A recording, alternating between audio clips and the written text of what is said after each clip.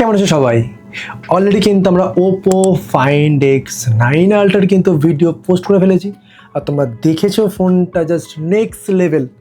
আর এটাই কিন্তু তার ছোট ভাই ওপো ফাইন্ড এক্স 9s। এটাতেও কিন্তু বড় বড় করে লেখা রয়েছে হ্যাসেল বিল্ড। ওকে, সো আমরা যদি বক্সটাকে ওপেন করি থেকে সবার প্রথম পেয়ে যাচ্ছে এখানে রয়েছে কুইক গাইডলাইন্স, আর রয়েছে আর টিপিইউ কেস। কালারটা কিন্তু খুবই মিষ্টি, একদম অরেঞ্জ কালার। ওকে, তার মানে ফোনটা অরেঞ্জ কালারই হতে চলেছে। ওহো, মেক ইউর মোমেন্ট। 80 ওয়াটের ফাস্ট চার্জার পেয়ে যাচ্ছে, টাইপ সি টু টাইপ এ কেবিল রয়েছে, আর রয়েছে ছোট্ট একটা কিউট স্মাইলিসা সিম রেজেক্টর টুল। এই ফোন আনবক্সিং এর থেকে সবচেয়ে বড় ব্যাপার যে সিলটা যখন প্রথম খোলা হয় না, এটার যে ফিল, অসম অসম।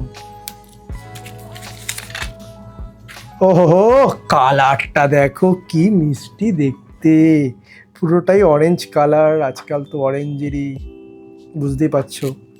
प्यारी समझ गई। ওকে, ওপোর ব্র্যান্ডিং সুন্দর করে, পিছনে কিন্তু এইচ লেখা আছে, মানে হ্যাসেল বেল্টের সাথে কোলাবোরেশন রয়েছে। ব্যাকটা কিন্তু গ্লাস বডি রয়েছে, সাইডটা মেটাল বডি রয়েছে। আর যদি ফোনটির পোর্টস অ্যান্ড বাটনের দিকে আমরা ফলো করি, এই সাইডটাতে রয়েছে কিন্তু volume up and down button, যথেষ্ট কিন্তু সলিড বাটন রয়েছে। ওকে, মানে এটাও কিন্তু মেটাল, তার সাথে power off and on switch রয়েছে। আর এই পাশটাতে হচ্ছে speaker grill, type C charging port, এখানেও কিন্তু মাইক্রোফোন রয়েছে। আর দেখিনি এটাতে আমরা কি সিম পেয়ে যাচ্ছি, এখানে কিন্তু আমরা দুটো সিম ব্যবহার করতে পারবো, তার সাথে আমরা কিন্তু এই সিমও কিন্তু ব্যবহার করতে পারবো। এই সাইডটাতে রয়েছে একটা স্পেশাল একটা বাটন, দেখতে হবে বাটনটার কাজ কি। আর উপরে রয়েছে air blaster, noise cancellation mic এখানে নেই। ওকে, আর ব্যাকে রয়েছে তিনটে ক্যামেরা। সো এই ফোনটির ক্যামেরা, মেইন ক্যামেরা রয়েছে 50 মেগাপিক্সেল, তার সাথে 50 megapixel telephoto lens, up to 3x অব্দি কিন্তু অপটিক্যাল জুম করতে পারছি। আর তার সাথে রয়েছে 50 মেগাপিক্সেলের আলট্রা ওয়াইড। আর এই ফন্টে রয়েছে 32 মেগাপিক্সেলের একটি ওয়াইড সেলফি ক্যামেরা। এবার আমরা টেস্ট করে দেখবো যে অ্যাকচুয়ালি 50 মেগাপিক্সেল সেন্সারে কীরকম ফটো ক্লিক করছে, অ্যান্ড টেলিফটো মানে 3x জুমে কীরকম ফটো পাচ্ছি, সবটা এখন আমরা টেস্ট করে দেখবো। সো আমরা যদি ক্যামেরাটাকে ওপেন করি, এখানে কিন্তু ভিডিও মোড পেয়ে যাচ্ছে, অ্যান্ড আপ টু 6 অব্দি জুম করতে পারছি। অ্যান্ড ভিডিওতে 1080 30 fps, 1080 60 fps and 4K 60 fps video shoot করতে পারবো। ওকে, আর আমি যদি ফন্টে আসি, এখানে কিন্তু আমরা 1080 60 fps ফন্টে ভিডিও করতে পারবো, আর 4K 60 fps কিন্তু ফন্টে ভিডিও করতে পারবো। এটা কিন্তু খুবই ইন্টারেস্টিং, ব্লগিংয়ের জন্য খুব ভালো হবে এটা। আর যদি মাস্টার মোডে আসি, এখানে কিন্তু অটো অ্যান্ড প্রো মোড রয়েছে। যদি প্রোতে ক্লিক করি, আমরা সমস্ত অ্যাপারচার কন্ট্রোল করে ফটো তুলতে পারবো। ওকে, আর যদি আমরা পোর্ট্রেটে আসি, এখানে আপ টু 3x অব্দি কিন্তু জুম হবে, যেটা অপটিক্যাল জুম হওয়ার কথা, সেটা কিন্তু আমরা পোর্ট্রেটে ছবি তুলতে পারবো। তারপর যদি মোডে আসি, আর মোড অপশন হচ্ছে night mode and high res, মানে 50 মেগাপিক্সেলে আপ টু 3x অব্দি অপটিক্যাল জুম করতে পারবো। ওকে, অ্যান্ড এছাড়া এখানে রয়েছে under water photoshoot, slow motion, panorama, pro video, সমস্ত কিন্তু ফিচার্স আমরা পেয়ে যাচ্ছি। তো সবার প্রথম কিন্তু আমরা 50 মেগাপিক্সেলের একটা ফটো তুলবো। ঠিক আছে, 1x জুমে ফটো ক্লিক করছি, অ্যান্ড তোমরা দেখতে পাচ্ছ ফটোর কোয়ালিটি একটু সময় লাগে প্রসেস হতে। অ্যান্ড ইয়েস, কোয়ালিটি কিন্তু ঠিকঠাক, অ্যান্ড ব্লারও কিন্তু ঠিকঠাক আসছে। ওকে, এবার আমরা চলে যাব 3x জুমে, স্মাইল,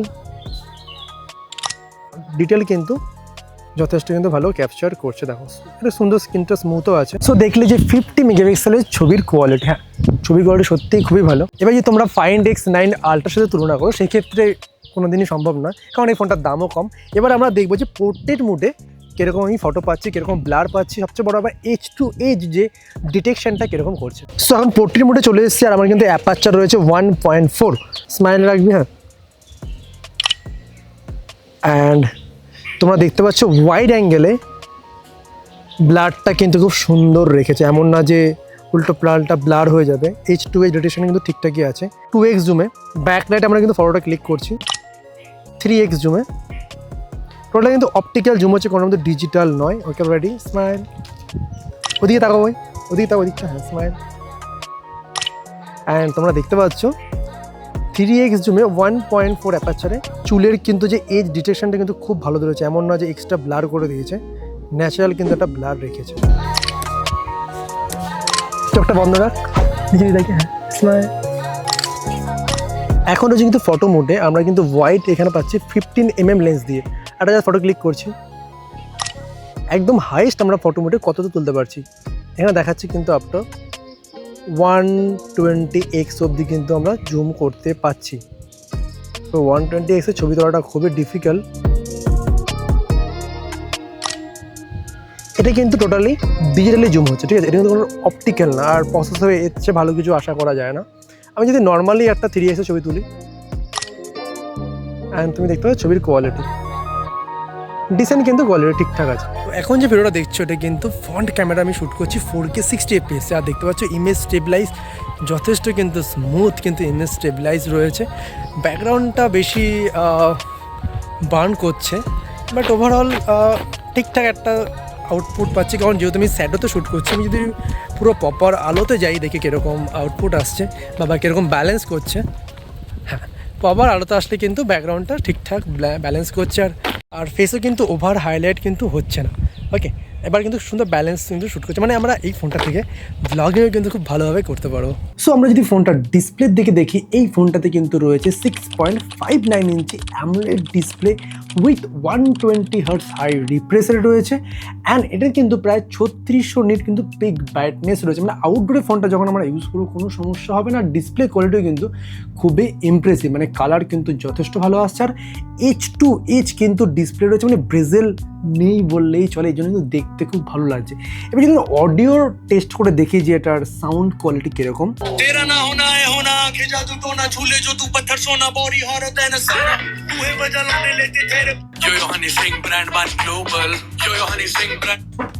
সো সাউন্ড কোয়ালিটির কথা যদি বলি, সাউন্ড কোয়ালিটি ডিসেন্ট লাউড, হ্যাঁ হালকা কিন্তু বেস রয়েছে, একটু লাউড হতে পারতো, বাট ঠিকঠাক কিন্তু সাউন্ড কোয়ালিটি পাচ্ছি। আর এই ফোনটাতে যে প্রসেসর ব্যবহার করা হয়েছে কিন্তু মিডিয়াটেক ডাইমেনসিটি 9500A, সেটা কিন্তু 2 Gen 3 ন্যানোমিটারের তৈরি, আর এটা স্টোরেজ টাইপ রয়েছে 4.1 অ্যান্ড LPDDR5X র্যাম। সো সেই হিসেবে কিন্তু ফোনটাতে আমরা ভালো পারফরমেন্স পাবো, রিড অ্যান্ড রাইট স্পিড ভালো থাকবে, সেই হিসেবে কিন্তু আমরা BGMI বা যে কোনো গেম কিন্তু 90 FPS একদম হাই সেটিংসে কিন্তু খেলতে পারবো। আর অ্যাকচুয়ালি ফোনটার মেন হাইলাইট ছিল ক্যামেরা, তো seriously camera next level. But তোমরা দেখেছো যে এর আগে যে আল্ট্রা সিরিজ যেটা রয়েছে ওটার ক্যামেরা তো জাস্ট মানে অসাধারণ, মানে কাইন্ড অফ DSLR-এর যে ছবিটা আমরা ক্লিক করতে পারি সেরকম কিন্তু ছবি পাচ্ছিলাম, এটারও কিন্তু কম যায় না। আর এটাতেও কিন্তু রয়েছে IP66, IP68 and IP69 water and dust resistant রয়েছে, মানে জলে পড়ে গেলেও কোনো প্রবলেম হবে না, অ্যান্ড আন্ডার ওয়াটার ফটোগ্রাফি কিন্তু এটা থেকে করতে পারবো। তার মানে এই নয় কিন্তু জলে পড়ে গেলে যদি ড্যামেজ হয় কোম্পানি কিন্তু তোমাকে কোনো রকম সার্ভিস দেবে না, এটা কিন্তু মাথায় রাখতে হবে, কোনো ফোনই দেয় না সেটা। আর তার সাথে রয়েছে ColorOS 16 অ্যান্ড Android 16 রয়েছে। আর ColorOS-এর যে ওয়েসটা আমার কিন্তু যথেষ্ট ভালো লাগে, আর মানে সিমসাম অ্যান্ড পরিষ্কার, কোনো রকম অ্যাডস নেই। আর এই কম্প্যাক্ট ফোনটাতে যে ব্যাটারি রয়েছে 7025 mAh ব্যাটারি, তার সাথে 80 ওয়াটের ফাস্ট চার্জার, আর আমরা কিন্তু এটাতে ওয়্যারলেস চার্জিংও করতে পারবো। তো ওভারঅল ফোনটা ইউজ করে আমার যেটা মনে হলো, হ্যাঁ ফোনটা কিন্তু ক্যামেরা সেন্ট্রিক ফোন। আর একটা আমি জিনিস মিস করে গেছি, যেটা হলো এই পাশের ডেডিকেটেড বাটনটা। ওকে, এই বাটনটা আমি যদি ক্লিক করে ধরে রাখি দেখবে কিন্তু জেমিনি অন হয়ে যাচ্ছে। আমি এখানে যে কোনো কিছু টাস্ক দিতে পারি, Gemini and camera mode and যে কোনো কিছু যেটা আমি সেটা সেট করবো সেটাই কিন্তু মানে কাজ করবে। যদি মোটামুটি ফ্ল্যাশ লাইট সেট করবো সেটাও কিন্তু এখান থেকে কাজ করবে। ওকে, এটাই হলো তার কাজ। তো ওভারঅল ফোনটা ব্যবহার করে আমার কী মনে হলো, দেখো ফোনটা honestly camera centric phone, display ভালো, সাউন্ড কোয়ালিটিও বেটার, লুকস ওয়াইজও বেটার, মেটাল বডি। তো রিসেন্টলি আমি কিন্তু ভিভো X300F-এরও আমি কিন্তু ভিডিও করেছি, আর যদি তার সাথে আমি কম্পেয়ার করি কিছুটা ক্যামেরার দিক থেকে, সেখানে কিন্তু আমি ভিভো X300F-এর ক্যামেরা হচ্ছে বেটার লেগেছে। ওটাতে লেন্সে আরও বেশি ভ্যারিয়েন্স রয়েছে, আর এতেও কিছু ক্রিয়েটিভ মুড দিয়েছে, সেটাও অনেক ভালো। ওটাতে আবার এক্সট্রা AI-এর মুড দিয়েছে ইনস্ট্যান্ট ছবি তুলে সেটা করার জন্য। সেসব দিক থেকে কিন্তু আবার ওই ফোনের ক্যামেরাটা বেটার লাগলো। বাট হ্যাঁ, যদি এইটার কথা বলি, এটারও কিন্তু ক্যামেরা যথেষ্ট ভালো। মানে যাদের বাজেট একটু বেশি তারা কিন্তু অবশ্যই এটার আল্ট্রা সিরিজটা দেখতে পারো। আর যদি প্রাইসের কথা বলি, 12GB অ্যান্ড 256GB স্টোরেজটা আমরা পেয়ে যাচ্ছি 79,000 টাকার মধ্যে। এরপরে এক্সট্রা ব্যাঙ্ক ডিসকাউন্ট, অফার সব কিছু মিলে আই থিঙ্ক ফোনটা আমরা 75,000-এর আশেপাশে পেয়ে যাবো। কারণ এখন যে লেভেলের ফোন বেরোচ্ছে ক্যামেরা সেন্ট্রিক ফোন, সব কোম্পানির প্রাইস অলমোস্ট কিন্তু এরকমই রয়েছে। আর এমনিও দাম বেড়ে গেছে, বাট যেই ফোনগুলো বেরোচ্ছে সবই কিন্তু অলমোস্ট ওই 75, যেমন ভিভো X300 এফিও একই দাম, এও কিন্তু সেম প্রাইসের মধ্যেই লঞ্চ হয়েছে। তো এই ছিল পুরো ভিডিওটি ভালো লাগলে লাইক কমেন্ট শেয়ার করতে পারো, ভালো না লাগলে ডিসলাইক করতে পারো, আনসাবস্ক্রাইব করতে পারো, যা ইচ্ছে করতে পারো, কারণ কেউ আমাকে সাবস্ক্রাইব করে না, কমেন্টও করো না। সো দেখা হচ্ছে নতুন একটা ভিডিওর সাথে, আজকের মতো থ্যাংক ইউ।